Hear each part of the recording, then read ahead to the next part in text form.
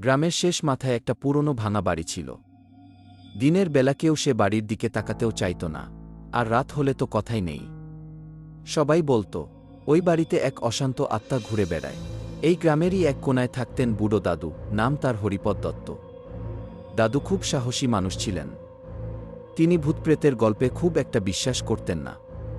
দাদু বলতেন, ভাই মানুষকেই আগে খায়, ভূত পরে কি।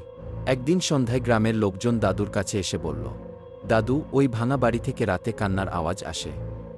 কেউ গেলে আর ফিরে আসে না গি। দাদু একটু ভেবে বললেন, আমি নিজেই যাব। সত্যিটা না দেখলে বিশ্বাস করি না গি। কিন্তু দাদু একা যেতে চাননি। তিনি খবর পাঠালেন পাশের গ্রামের এক নামকরা তান্ত্রিকের কাছে। তান্ত্রিকের নাম ছিল নীলকণ্ঠ বাবাজি। লম্বা চটা চুল, কপালে সিঁদুরের তিলক, হাতে তাবিজ আর ঝোলা। পূর্ণিমার রাতে দাদু আর তান্ত্রিক একসাথে রওনা দিলেন সেই ভাঙা বাড়ির দিকে। চারপাশে কুয়াশা, বাতাসে অদ্ভুত শীতলতা। হঠাৎ করেই শোনা গেল, ও কে আছো? ফিরে যাও।